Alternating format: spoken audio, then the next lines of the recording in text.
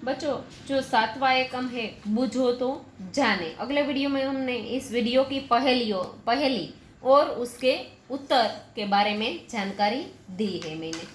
अब दूसरा जो वीडियो है वह इस पाठ के जो अभ्यास और स्वाध्याय के प्रश्नोत्तरी है उसको मैं समझाने जा रही हूँ। तो अभ्यास का जो पहला प्रश्न है, वाक्यों में कुछ फल और सब्जियों के नाम हैं, उन्हें ढूंढकर उदाहरण के अनुसार लिखिए। तो बच्चों, यह आपको कैसे जानना है? तो पहले यहाँ एक उदाहरण के तौर पर दिखाया गया है, उधर आ मत जा। आ म, यहाँ ये दो अक्षर इकट्ठे करके उसका एक शब्द बनता है फल का नाम, वो है आम। तो ये यहाँ लिखना है। ब, अंदर आ लू लग जाएगी। अंदर आलू लग जाएगी, आलू। आलू यानी बटाटा। तीसरा, जयपाल कल आया था। तो पालक, ये सब्जी का नाम है पालक। संतराम आ गया। तो संतरा, यह फल का नाम है संतरा। शैलजा मुनमुन से मिली। जामुन, ये जामुन यहाँ आएगा। फैला हुआ काम अब सिमट रहा है। मटर, मटर यानी कि क्या बोलते हैं मटर को आप? वटाना गुजराती में। तो इस तरह से आपको यहाँ अपनी बुक में इस प्रश्न का उत्तर वीडियो देखकर लिखना है। दूसरा जो प्रश्न है, चित्रों पहेलियाँ ध्यान से देखो और बताओ यहाँ कौन कौन से प्राणी पक्षी चित्रित है। तो मैंने इस तरफ प्राणियों के नाम की लिस्ट बना दी है, इस तरफ पक्षियों के नाम की जो दिखे। देखिए बच्चों, हाथी, तो यहाँ हाथी है। कछुआ, ये कछुआ। हिरण, लोमड़ी, भैंस, मगर, कुत्ता, ये कुत्ता यहाँ। और इस ओर पक्षियों की यादी मैंने बनाई है, मोर, तोता, सारस, बतख, चिड़िया। तो ये पक्षी है। तो इस तरह से आपको लिखना है। अब तीसरा जो प्रश्न, इन शब्दों को वाक्य में प्रयोग कीजिए। उदाहरण के तौर पर यहाँ एक शब्द दिया गया है पर्वत। हिमालय ऊंचा पर्वत है। तो उसके बाद का जो शब्द है पेड़। तो पेड़ का जो शब्द है उसका वाक्य में प्रयोग करना है। पेड़ हमें ऑक्सीजन देता है। फिर है नदी। हर नदी समुद्र में मिलती है। उसके बाद का शब्द है आम। आम मुझे पसंद है। हाथ, हाथ से लिखा जाता है। फिर है मकान। मकान में सामान रखा जाता है या फिर मकान में हम रहते हैं। यह मकान बहुत बढ़िया है। इस तरह खिलौना, मेरे भाई ने बहुत सारे खिलौने लिए हैं। तो इस तरह आप अपनी तरफ से जो वाक्य याद आए वह भी आप लिख सकते हैं। उसके बाद का प्रश्न है 8 अंतर बदलाव जल्दी दिखाओ अपनी अक्लमंदी, यानी कि चित्र ए और चित्र बी। यहाँ दो चित्र दिए गए हैं। दोनों चित्रों को आपस में देखकर उसमें जो अंतर है वह आपको दिखाने हैं। मैं एक दो अंतर आपको दिखा देती हूँ। देखिए, ये पेड़ पर यहाँ इस तरह से ये बना हुआ है और यहाँ देखिए तो इस तरह से, यानी कि एक ये अंतर है।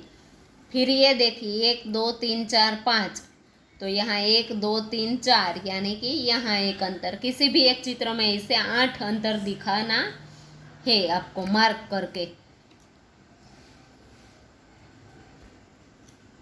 तीसरा अंतर आप यहाँ देख सकते हैं, यहाँ 2 पक्षी है, यहाँ पर नहीं है। तो ये तीसरा अंतर यहाँ आपको देखने को मिलता है। इस चित्र में यहाँ 2 खिड़कियों के निशान है और इस चित्र में 1 है, यानी कि ये चौथा अंतर। तो इस तरह से आपको कुल 8 अंतर दिखाने हैं। यहाँ पेड़ में भी डिफरेंस है, यहाँ पर नहीं है। इसके बाद प्रश्न 5वां है, पढ़कर कोष्टक में उचित शब्द लिखिए। किसी को जाने के लिए कहना, तो एक ही शब्द में, यानी कि जा। जीवन और प्राण तो जान, जीव, जान, तो दो शब्द, दो अक्षर में। तीसरा है राजा जनक की पुत्री यानी कि जानकी, 3 अक्षर में जानकी। प्राणी पशु जीवधारी यानी कि जीव सृष्टि, 4 अक्षर का शब्द बनाना है और इस तरह से आपको लिखना है। प्रश्न छठा, नीचे दी गई वर्ग पहेली में से सार्थक शब्द ढूंढकर लिखिए। तो इस पहेली में से कुछ शब्द बनाने, मैंने यहाँ सार्थक शब्द बनाकर रखे हैं, फिर मैं लिखती जाती हूँ। पहला जो शब्द है वह है मधु, दूसरा जो शब्द है वह है धूल, तीसरा यहाँ मामा, उसके बाद का जो शब्द है नदी, फिर है दल, बादल, सरल, सावन और तीर्थ। तो बच्चों इस तरह से ये शब्द यहाँ बनते हैं, नदी, तीर्थ, सावन, सरल, दल, बादल, मधु, धूल, मामा। उसके बाद स्वाध्याय यहाँ से शुरू होता है, अभ्यास के प्रश्न पूरे हुए। वर्ग पहेली भर ये शब्दकोश का उपयोग कर सकते हैं। तो संकेत में बाएं से दाएं जाना है और ऊपर से नीचे यानी कि ऊपर से नीचे। तो पहला जो दाएं से बाएं नए जमाने का यानी कि आजकल का कितने अक्षर लेने हैं? 4। तो आधुनिक, उल्लास, खुशी, हर्ष, तो उसका ऊपर से नीचे तो आनंद, लड़का यानी कि बच्चा, तो दाएं से बाएं यानी कि बालक। 4 पर ऊपर से नीचे परमेश्वर, तो कर्ता। 3 पर ऊपर से नीचे वचन, संस्थापक, तो बानी। 8 पर यानी कि ऊपर से नीचे तो मरीज, रोगी, बीमार, 3 शब्द का लेना है। फिर है 5 पर रात और निशा, तो 5 पर इस तरह से लेना है, बाएं से दाएं, तो रात निशा यानी कि रजनी कहते हैं उसे। 6 पर ऊपर से नीचे तो अपमान, बेइज्जती, तो जलालत। 8 पर ऊपर से नीचे रोगी और बीमार, तो मरीज। इसी तरह 7 पर दाएं से बाएं तो सांस, प्राण, जीवन, शक्ति, तो दम। फिर है 9 पर दाएं से बाएं तो हिंदी साहित्य का एक काल यानी कि रीतिकाल। सिर, बाण, तालाब, दाएं से बाएं। 11 पर तो सर, 2 अक्षर का शब्द बनाना है। यहाँ 11 पर बलवान, ताकतवर, तो सबल। 15 पर दाएं से ऊपर से नीचे शरीर, देह, तो बदन। इसी तरह 12 पर प्रत्यक्ष भेंट मुलाकात, तो साक्षात्कार। 16 पर ओहदा, दर्जा और पांव, तो पद। और 17 पर निश्चय, निर्णित, तो तय यानी कि निश्चित। इसी तरह 13 पर 12 से बाकी है गाने के बाद बजाया जाने वाला। 12 पर साज। 13 पर अभिप्राय, वास्ता, तो मतलब। होठ, ओष्ठ। 14 पर तो लब। 16 पर स्तर, 3 अक्षर का, तो परत। 18 पर खाद्य सामग्री, अनाज, तो रसद। और यश की कथा। 19 पर तो यशोगान।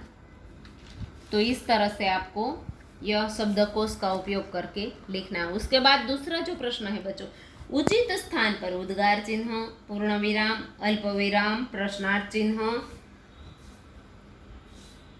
योजक चिन्ह और डबल अवतरण चिन्ह, विराम चिन्ह लगाइए। तो पहला है क्या आप क्या खाएंगे, तो यह प्रश्न किया यानी कि प्रश्नार्थ चिन्ह आएगा। माँ ने पूछा तो थोड़ा रुकना पड़ता है, इसलिए अल्प विराम। नन्ही बेटी तुम कहाँ रह गई थी, तो यह प्रश्न किया यानी कि प्रश्नार्थ। और नन्ही बेटी बोल के थोड़ा रुकना पड़ता है, इसलिए फिर अल्प विराम और नन्ही बेटी डबल अवतरण चिन्ह से वाक्य पूरा होने तक। छी यानी कि विस्मय हुआ, तो विस्मय चिन्ह, उद्गार चिन्ह, कितना गंदा पानी है, यह फिर यहाँ आएगा। मेरी पुस्तक का नाम रामायण है, तो रामायण के दोनों तरफ सिंगल अवतरण चिन्ह और पूर्ण विराम आएगा। वाह उद्गार चिन्ह आएगा, कितनी अच्छी किताब है, फिर उद्गार चिन्ह आएगा। इस तरह से बच्चों तीसरा जो प्रश्न है, समान तुक वाले शब्द बनाइए और लिखिए। तो अब बच्चों हमें समान तुक वाले शब्द लिखने हैं। तो उसमें खाना तो भाना, गाना, नाना, दाना, तन तो मन, धन, वन, फन, नानी तो रानी, धानी, पानी, जानी। तो इस तरह से हम कुछ शब्द इस तरह भी लिख सकते हैं। नंदन तो वंदन, चंदन, क्रंदन और गंजन। तो इस तरह से हम कुछ शब्द लिख सकते हैं। उसके बाद डाल तो खाल, माल, भाल, लाल, गाली तो खाली, प्याली, काली, लाली। इस तरह से हम कुछ शब्द प्रास समान तुक वाले लिख सकते हैं। उसके बाद का प्रश्न है, आपके घर में या आसपास कोई न कोई पेड़ होगा, उसके बारे में कुछ वाक्य लिखिए।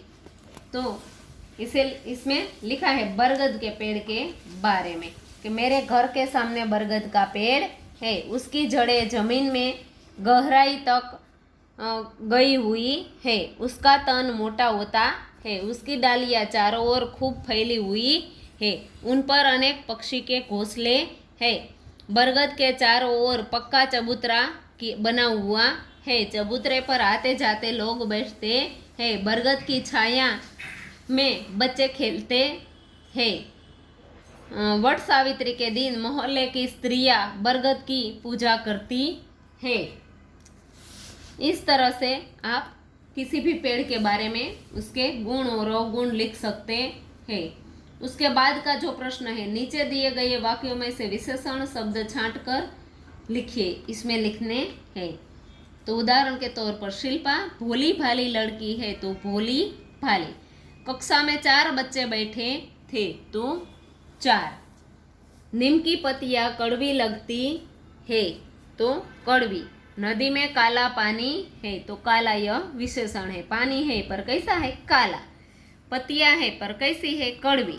बच्चे बैठे पर कितने, 4। इसी तरह यह किताब मेरा भाई लाया है, तो किताब है पर किसकी, यह किताब। गिलास में सिर्फ थोड़ा सा शरबत डाला है, तो थोड़ा सा। हमारी पाठशाला में बड़ा बगीचा है, बगीचा है पर कैसा, बड़ा। बाजार में पके केले मिलते हैं, तो पके। यह विशेषण शब्द है जो वाक्य की विशेषता के बारे में बात की गई है।